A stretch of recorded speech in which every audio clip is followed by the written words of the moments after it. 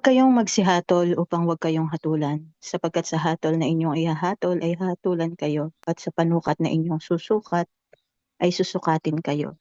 At bakit mo tinitingnan ang puwing na nasa mata ng inyong kapatid, ngunit hindi mo pinapansin ang tahilan na nasa iyong sariling mata? O paanong sasabihin mo sa iyong kapatid, pabayaan mong alisin ko ang puwing sa mata mo, at narito ang tahilan sa iyong sariling mata? Ikaw naman pagpaimbabaw, alisin mo muna ang tahilan sa iyong sariling mata, at kung magkagayoy makikita mong malinaw ang pag-aalis mo ng puwing sa mata ng iyong kapatid. Huwag ninyong ibigay sa mga aso ang anumang banal, ni ihagis man ang inyong mga perlas sa harap ng mga baboy, baka yurakan ng kanilang mga paa at mga balik at kayo'y lapain. Amen. Manalangin po tayo. Ama naming Diyos na makapangyarihan sa lahat. Lord, our sovereign God, thank you, Lord, for your goodness, mercy, and love towards us. Panginoon, salamat po sa time na ibinigay niyo po sa bawat isa sa amin na makapakinig po ng iyong mga salita, ng iyong mensahe, Panginoon. Salamat po sa buhay ng bawat isa na nandito, mga woman of God, Panginoon. Lord, patuloy mo po silang pagpalain, Panginoon. Patuloy niyo po silang gabayan. Patuloy mo po kaming gabayan sa aming pananampalataya, sa paglakad namin sa inyo, Panginoon. Lord, salamat po sa privilege na ipinagkaloob mo po sa akin na gamitin ako, Panginoon, to share your word. Lord, help me, Lord. Kayo po ang manguna sa akin, Panginoon. Lord, tulungan mo rin po kami, Panginoon, na maunawaan at yung matutunan po namin sa iyong mensahe, sa iyong mga salita, Panginoon, ay mai-apply po namin ito sa aming buhay, Panginoon. Help us to understand, Panginoon, at Lord, ikaw po ang manguna, ikaw po ang maparangalan, Panginoon. Lord, i-bless mo po ang aming Bible study. Sa iyo po ang gawain na ito, Panginoon. Ikaw lamang po ang mapupurihan dito, Panginoon, at maitaas. Sa iyo po ang mataas na papuri, ang pagdakila sa pangalan ni Jesus. Amen. Ngayon,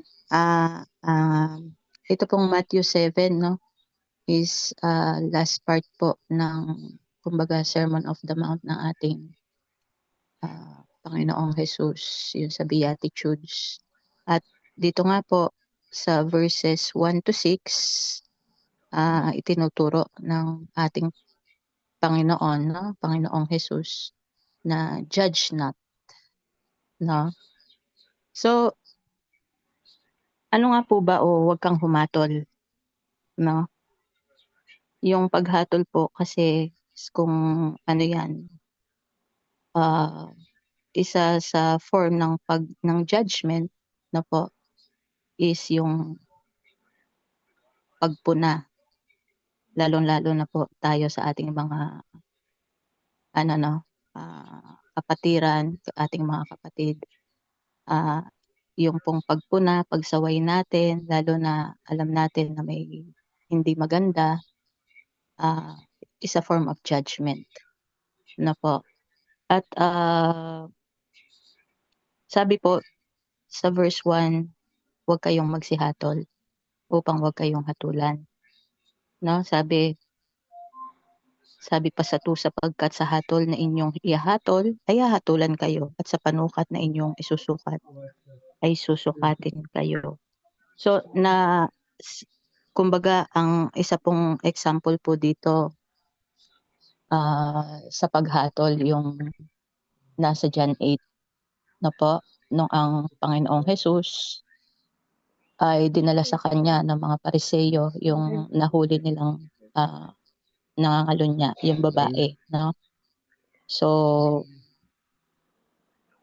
ang sabi ng mga Pariseyo, sinabi niya sa Panginoong Jesus na dapat siya ay dahil utos daw ni Moises na kapag nahuli ng ganon, siya ay kailangan na batuhin hanggang sa mamatay. So, yun po ang parusa, no, sa batas. So, pero hindi pinansin ng Panginoong Jesus, at dun kung bababa ka sa verse 7, sabi niya, kung sino man sa inyo ang walang kasalanan, siya ang unang bumato. So, ang ano lang po doon is yung wag kang humatol, no? Wag mong ano, kasi ibig sabihin, oo, marumi siya, pero marumi ka rin. Yun po ang ibig sabihin ng ating Panginoong Hesus, no? Na sabi nga, kung ayaw mong hatulan, wag kang humatol ng kapwa mo, no po? Pero, meron din po sa Bible na hindi naman ano kasi, kumbaga nasa ano po 'yan, nasa anong tawag dito, nasa context po, 'no? Sinabi dito, "Wag kang hahatol para wag tayong hatulan." Pero nakasaad po sa John 7 verse 24, "Huwag kayong magsihatol ayon sa anyo, kundi magsihatol kayo ng matuwid na paghatol." So, ibig sabihin dito, sabi, "Judge not according to the appearance, but judge righteous judgment." So, sinasabi po dito, so puwedeng humatol, 'no po, pero yung hatol na righteous, 'no po. Kasi kung sasabihin natin yung scripture po kasi na huwag kang humatol para ka hindi hatulan, minsan, ginagamit ito ng mga, alam niyo na, yung may mga masamang, yung mga non-believers, yung may mga ano, na halimbawa, nangangalunya, 'no? Napaka-judgmental niyo naman, bakit niyo ko, 'di ba sinabi sa Bible, huwag kang humatol para huwag kang hatulan, 'no? Pero sabi sa John 7:24, puwede kang humatol, kaya lang yung righteous na paghatol. Kasi hindi naman po, lalo na tayong mga may alam na, 'no, ng salita ng Panginoon, alam na natin ang mabuti, masama, alam natin kung ano yung kalooban ng Diyos. Paano naman hindi ba tayo puwedeng magsalita? Kasi sabi, "Huwag kang humatol." Hindi naman po, depende 'yan, 'no, sa context, kasi ginagamit nga 'yan ng iba para lang maano sila, 'no, na hindi na sila pansinin, na ganito, 'no, na hindi nila naiintindihan kung ano ba yung, ah, judge not, 'no. Kasi po, kung babasahin natin yung verse 3, sabi nun, "At bakit mo tinitingnan ang puwing na nasa mata ng inyong kapatid, ngunit hindi mo pinapansin ang tahilan na nasa iyong sariling mata?" O sa ibang version, tahilan, yung gayong troso yung nasa mata mo. Ibig sabihin, nakikita mo yung dumi, 'no? Para po yun, dun balik tayo sa John 8, yung mga Pariseo nakikita nila yung dumi nung babae na nangalunya, pero yung karumihan nila hindi nila alam, hindi nila makita, 'no? Yun po ang sinasabi dito, na pinapansin mo yung dumi ng iba, pero yung dumi mo, 'no, hindi mo pinapansin na mas malaki pa pala, mas malala pa pala yung ginagawa mo, 'di ba? Tapos sabi sa verse 4, "O paanong sasabihin mo sa iyong kapatid, pabayaan mong alisin ko ang puwing sa mata mo, at narito ang gatroso sa iyong sariling mata." 'Di ba? Kaya nga sabi ni Lord talagang, "Thou hypocrite," 'di ba, mapagpaimbabaw, 'no? Alisin mo muna, kasi sabi mga mapag-ano kayo, kumbaga sa ano, mga artista kayo, mapagbalat kayo. 'No, alisin mo muna yung tahilan, yung gatroso na nasa iyong sariling mata, at kung magkagayoy makikita mong malinaw ang pag-aalis mo ng puwing sa mata ng iyong kapatid. So, ano pong application dito? Sabi ng Panginoon sa John 7:24, puwede tayong humatol, yung righteous na paghatol. Pero hindi tayo puwedeng humatol kung di muna natin aayusin yung sarili natin. Kung may ipipintas, alam niyo po, hindi tayo puwedeng pumuna, hindi tayo puwedeng magsaway bilang anak na ng Diyos kung nakikita din sa atin yung gano'n, 'di ba po? Hindi tayo puwedeng halimbawa sasabihin mo, "Napakasinungaling mo, hindi ano 'yan, hindi maganda 'yan, masama ang nagsisinungaling." Pero ikaw, hindi ka nga sinungaling pero tsismosa ka, 'di ba? Sasabihin mo, bawal ang same sex na ano, pero ikaw nangangalunya ka, nakikiapid ka, anong pagkakaiba, 'di ba? Ang ibig po sabihin ng Panginoon, sabi humatol ka, pero dapat ikaw yung wala kang, kasi hindi ka naman papansinin nangahatulan mo at ibabalik lang sa'yo, 'di ba? Kunyari nakita natin, paano mo susuwayin yung, sinasabi mong, sinasaway mo, kung ikaw mismo may itinatago ka na hindi ka pa malinis, na hindi ka pa okey, 'no? So kailangan po una nating gawin, ayusin muna na ang sarili natin, na para hindi rin tayo mahatulan. Kasi sabi dun sa Romans 2, 'di ba, verse 1, dahil dito wala kang madadahilan o tao, sino ka man na humahatol, sapagkat sa iyong paghatol sa iba ay iyong sarili ang hinahatulan mo, sapagkat ikaw na humahatol ay gumagawa ka ng gayon ding mga bagay. Tapos sa verse 2, at nalalaman natin na ang hatol ng Diyos ay ayon sa katotohanan laban sa kanila ng mga nagsisigawa ng gayong mga bagay. 3, at iniisip mo baga ito, o tao, na humahatol sa mga nagsisigawa ng gayong mga bagay at ginagawa mo ang gayon din, na ikaw ay makatatanan sa hatol ng Diyos? So ito po ang ibig sabihin, na huwag kang hahatol kung ikaw mismo hindi ka maayos. 'Di ba po? Hindi tayo puwedeng mangaral, hindi tayo puwedeng, 'wag na, mangangaral ka about adultery o ano, pero ikaw mismo ginagawa mo 'yon, 'di ba? Hindi po gano'n, kasi mababalikan po tayo, 'no? Mapupulaan po tayo, tayong mga, ah, nangangaral o sumusuway o pumupuna, 'no, sa kapwa po natin. So, kailangan po talaga ayusin po muna natin yung sarili natin, 'no? I-examine natin, o ano ba, ah, magsasaway ako ng gan'to, aanuhin ko siya, o kumbaga sasabihin ko na mali ito, pero baka may maibalik siya sa'kin, 'di ba po? Hindi puwedeng gano'n, kasi mahahatulan din po tayo. 'Yun po ang ano ko dito, 'no. Tapos dun sa verse, dali po, sabi dun sa verse 6, 'no, "Huwag ninyong ibigay sa mga aso ang anumang banal, ni ihagis man ang inyong mga perlas sa harap ng mga baboy, baka yurakan ng kanilang mga paa at mga balik, at kayo'y lapain." Amen.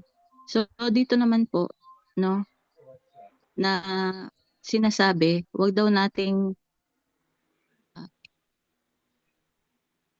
ibigay sa aso o sa baboy.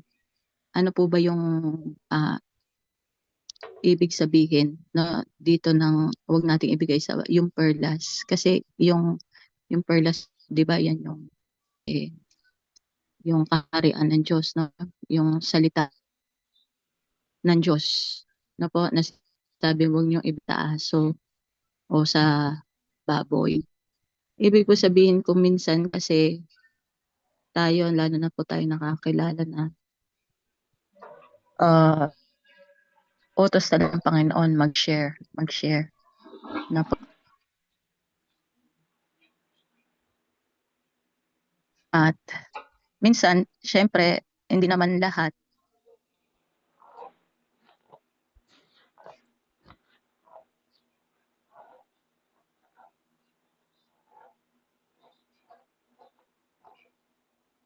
Titus, Titus 3,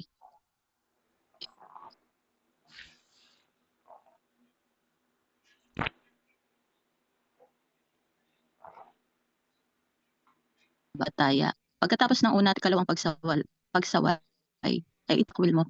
Ibig ko sabihin, nag-share ka ito, 'no? Sabi ng Panginoon, kung isa o dalawa hindi ka pinansin o nakita mo walang pagpapahalaga sa 'to, 'no? sabi po sa Bible, tama na, tigilan mo na. Huwag mong ibigay sa mga o baboy, no? Tapos kung halimbawa din po, hindi lang yan, minsan may naka-encounter tayo na hindi natin kapareho pananampalataya, ibang ano po, no, ibang doctrine.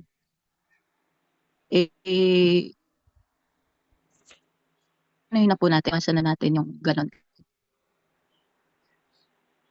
Sila, kumbaga, i-stand talaga sila sa kanilang faith, sa kanilang pinaniniwalaan. Kahit na naman ang i-share natin, no? Hindi naman nila papansinin, hindi naman nila baka maging ano pa yan ang debatihan. Hindi naman maganda kasi ang word of God is precious, perlas nga yan, di ba? So hindi dapat pinagtatalunan, baka mauwi pa yung iba nauuwi sa awayan. So hindi po maganda. So wag po tayong parang yung dahil lang gusto nating maano sila, although desire po talaga natin na makakilala sila. Pero kumbaga maging matalino po tayo, no? Na alam naman natin na hindi naman nila paniniwalaan ang Biblia na ganito ang nakasulat. Tigilan na lang po natin, no? Kung sarado ang isip ng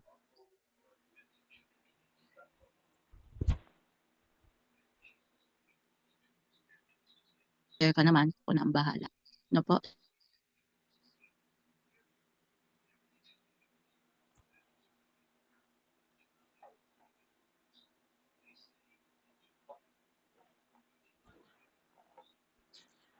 Church, sinabi nga ayaw na ganito. Wag na daw po kasi baka sakmalik tayo. Kasi sa Bible po, no,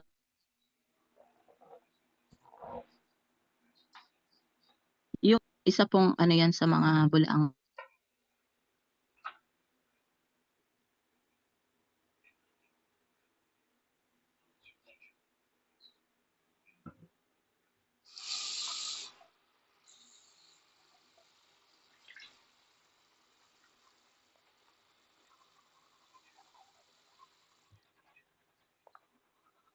sariling daan ang dako. Bawat isa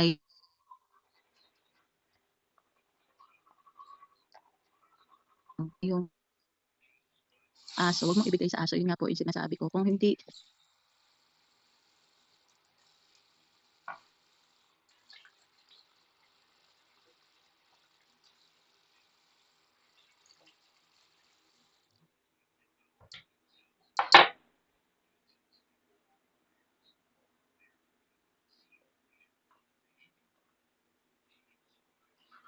sa baboy, yung mga tumalikod noon, sabi sa 2 Peter 2:20 to 22. 2 Peter chapter 2 verses 20 to 22, sapagkat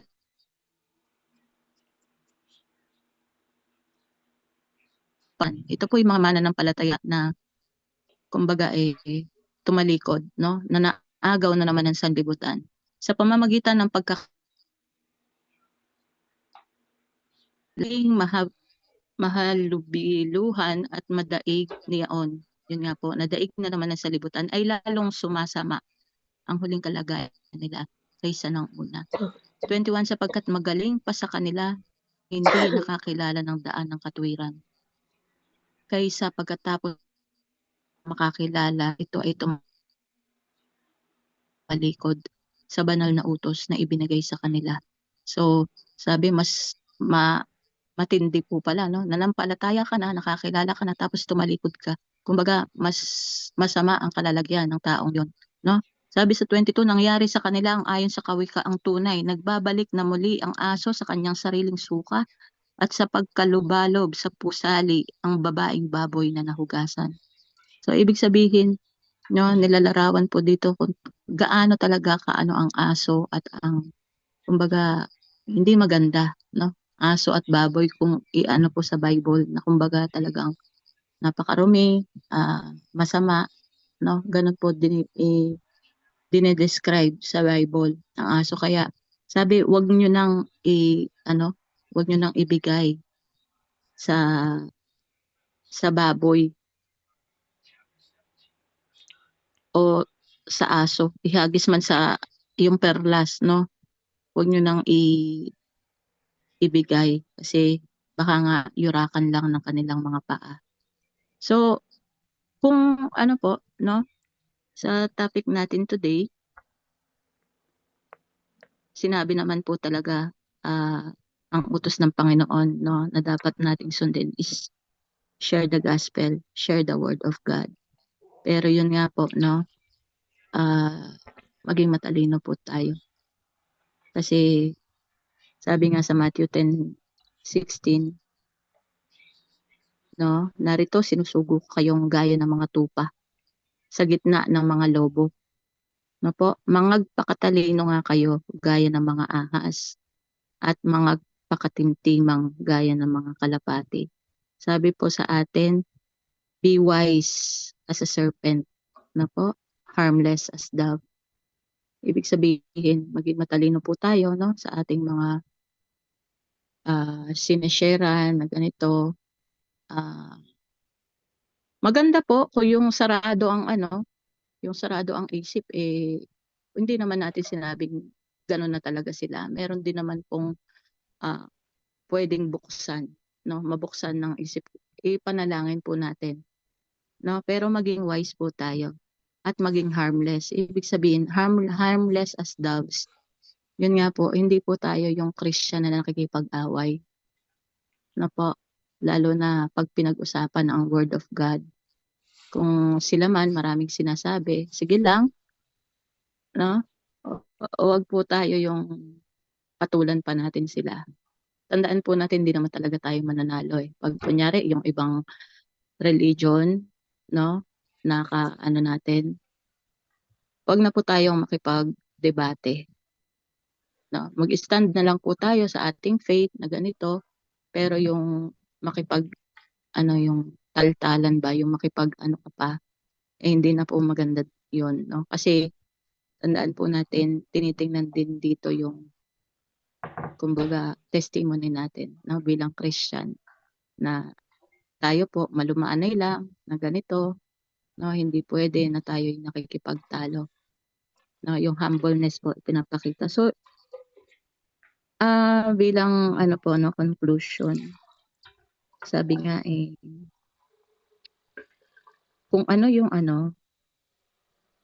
ginagawa, do what you preach, no po, kung ano po yung pinapangaral mo, dapat ginagawa mo para matupad po natin yung sinasabi sa verse 5. Sabi nga, be an example no, do sa kanta na be an example of the believers, no, in word and in conduct. So ibig sabihin, yung sinasabi po ng Panginoon sa Matthew 7 na para matanggal mo yung pawing sa mata ng kapwa mo, no?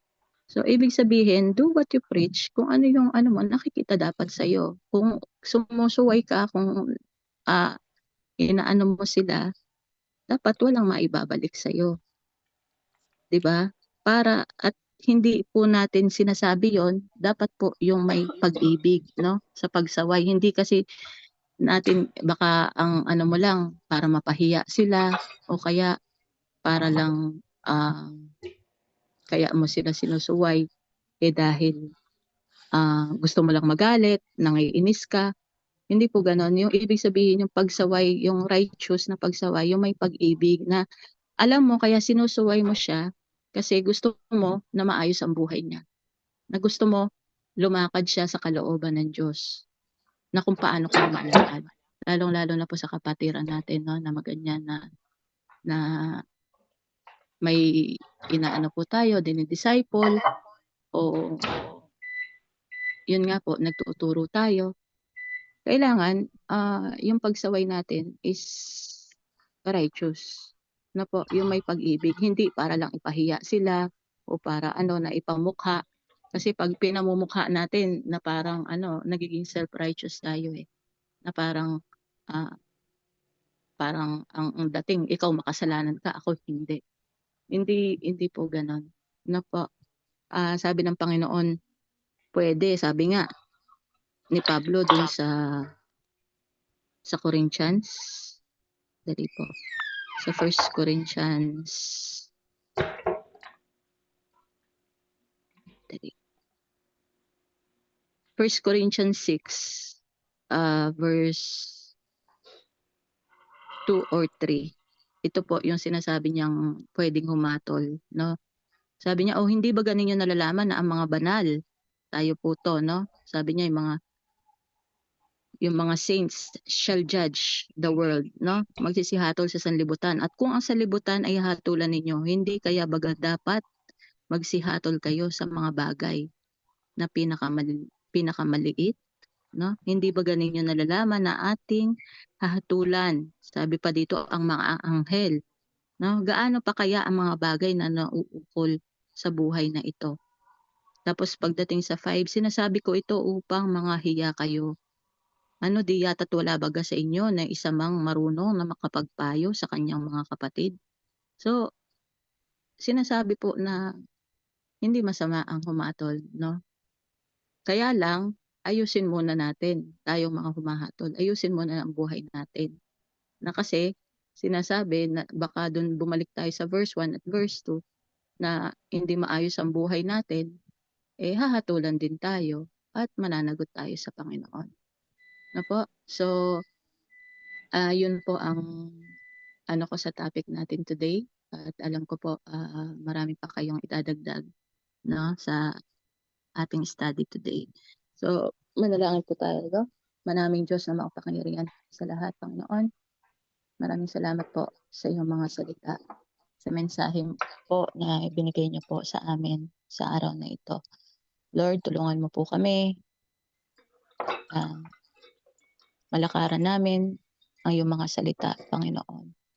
Lord, tulungan mo po ang bawat isa na magpatuloy, Panginoon, sa aming pananampalataya. Anuman ang danasin in good and bad times, yung makakapagpatuloy po kami. Have mercy, Lord. Lahat naman po ito ay nagagawa namin dahil sa biyaya mo, Panginoon. So Lord, patuloy mo po kaming pagpalain bawat isa, Panginoon. At Lord, tulungan mo po kaming lumago, Panginoon. At tulungan mo po kami na laging mag-ilaw sa mundong ito, Panginoon.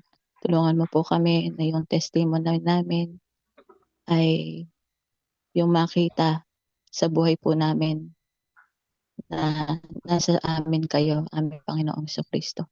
Lord, maraming salamat.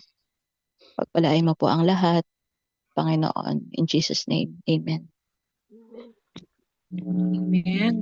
Maraming salamat po sa buhay mo po, kapatid. Ma'am Rose Marlene po. Napakaganda po sa ngayon kung saan ay pagpapaalala po sa atin na paano po tayo mamuhay